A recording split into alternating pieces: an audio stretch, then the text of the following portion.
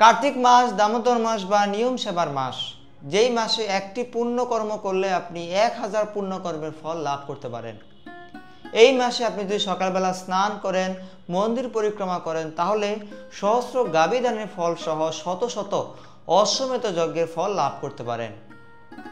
মহাপবিত্র এই কার্তিক মাসে যদি ভগবানের উদ্দেশ্যে আপনি একটি মাত্র ঘৃত প্রদীপ প্রজ্বলন করেন, তাহলে আপনি আপনার পূর্বজন্মের কোটি কোটি পাপকে নিঃশেষ করে ভগবানের ভক্তি লাভের মাধ্যমে ভগবত ধামে গমন করতে পারেন।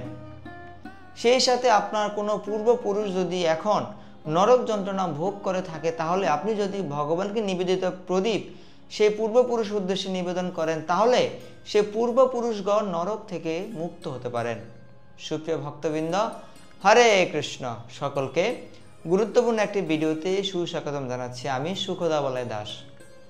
কার্তিক মাস বা নিয়ম সেবার মাস বা দামোদর মাস কবে শুরু হবে, কিভাবে আমরা কার্তিক ব্রত দামোদর ব্রত পালন করব, এই মাসে আমরা কি কি করব, কোন কাজগুলি এই মাসে করব না, কার্তিক মাসে কি কি খাবেন কি কি খাবেন না, কার্তিক মাসে কোন কাজগুলি বর্জনীয়, সকল কিছু এই ভিডিওতে জানবো। সেই সাথে জানবো কোন ফুল এই মাসে ভগবানকে নিবেদন করলে ভগবান অনেক খুশি হন। তাই শেষ পর্যন্ত ভিডিওটি ধৈর্য সহকারে দেখতে থাকুন। কার্তিক মাস, শ্রীমতী রাধারানীর মাতার নাম হচ্ছে কীর্তিদা সুন্দরী, আর শ্রীমতী রাধারানীর নাম হচ্ছে কীর্তিকা। কীর্তিকা থেকেই এই মাসের নাম হয় কার্তিক মাস। এই মাসের অধিষ্ঠাত্রী দেবী হচ্ছে শ্রীমতী রাধারানী। এই মাসটি তাই শ্রীমতী রাধারানীর সবচেয়ে বেশি প্রিয়। আবার এই মাসের আরেক নাম দামোদর মাস। কেন দামোদর মাস? এই মহাপবিত্র মাসে যশোদা মাতা ভগবান শ্রীকৃষ্ণকে উদুহুলের সাথে কোমরে দড়ি দ্বারা বন্ধন করেন। দামত্ব দড়ি, উদরত্ব পেট বা কোমর। এই দড়ি দিয়ে বন্ধন করেন বলে এই মাসের আরেক নাম দামোদর মাস। ভগবান শ্রীকৃষ্ণ এই মাসে অনেক বেশি বেশি আমাদেরকে কৃপা প্রদান করেন। শ্রীমতী রাধারানী এবং ভগবান শ্রীকৃষ্ণের প্রিয় হওয়ার কারণে এই মাসে আপনারা যেই কাজ করবেন সেটি আপনাকে 1000 গুণ অধিক ফল প্রদান করবে। এই মাসটি হচ্ছে ভগবানের কাছে যাওয়ার সবচেয়ে দুর্লভ সুযোগ। যারা বর্তমানে প্রসাদ বুঝে আছেন, তারা বেশিরভাগই বৈশাখ মাস কিংবা এই দামোদর মাসে নিরামিষ আহার শুরু করার মাধ্যমে প্রসাদ বুঝি হয়েছেন। অর্থাৎ আপনি যদি কার্তিক মাসে ভগবত কর্ম করার জন্য এক পা সামনের দিকে এগিয়ে যান, ভগবান আপনাকে কাছে টেনে নেওয়ার জন্য 2 পা সামনে এগিয়ে আসবে। তো সুপ্রিয় ভক্তবৃন্দ, এই হচ্ছে দামোদর মাসের মাহাত্ম্য। এখন জানবো এই মাসে আপনারা কি কি করবেন। সনাতন শাস্ত্রে এই কার্তিক মাসে বা দামোদর মাসে 5টি কাজ অবশ্যই করতে বলা হয়েছে। যে কাজগুলি হচ্ছে, প্রথমটি প্রাতঃ স্নান বা ভোরে স্নান করা। প্রতিদিন সূর্য উদয় হওয়ার পূর্ববর্তী 1 ঘন্টা 36 মিনিট সময় হচ্ছে ব্রাহ্ম মুহূর্ত সময়। এই কার্তিক মাসে আপনারা প্রতিদিন সকালবেলা স্নান করবেন সূর্য উদয় হওয়ার পূর্বেই। গঙ্গা স্নান করতে চেষ্টা করবেন। অনেকের বাড়ির কাছে গঙ্গা না থাকলে আপনারা যেখানে স্নান করবেন সেখানে হাতে জল নিয়ে 3 বার গঙ্গা গঙ্গা গঙ্গা উচ্চারণ করে মাথায় ছিটিয়ে দিয়ে মানসে গঙ্গা স্নান করে নেবেন।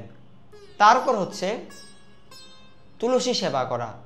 তুলসী সেবা মানে তুলসী মহারানীর সেবা পূজা করা হচ্ছে তুলসী সেবা।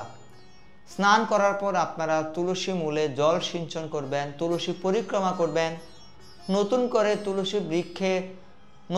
তুলসী বৃক্ষ রোপণ করবেন, পরিচর্যা করবেন। এইভাবেই আপনারা তুলসী সেবা করবেন। তৃতীয়টি হচ্ছে ভগবত প্রসাদ গ্রহণ করা বা হবিষণ্য গ্রহণ করা।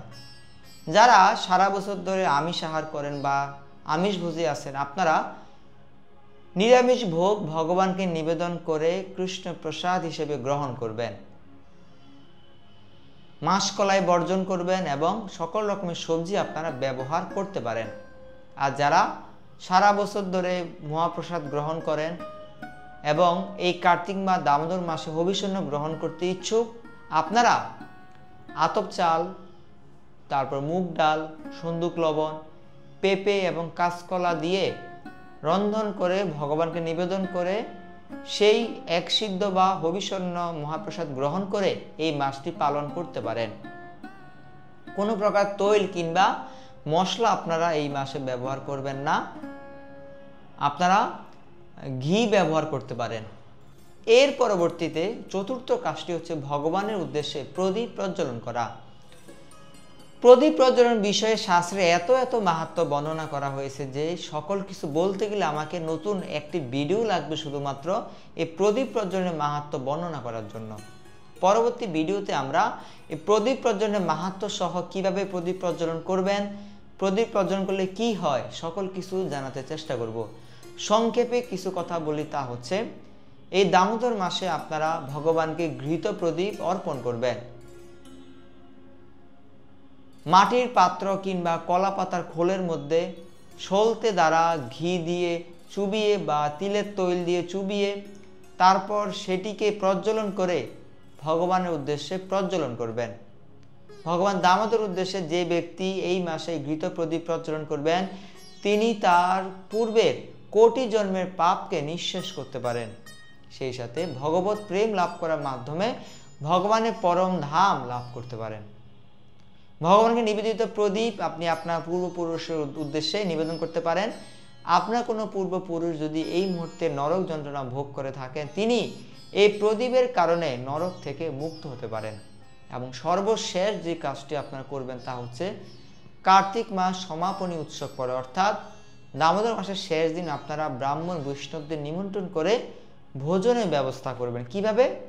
নিরামিষ ভোগ ভগবানকে নিবেদন করে তারপর আপনারা সেই মহাপ্রসাদ গ্রহণ করে এই কার্তিক মাস সমাপনী উৎসব করবেন।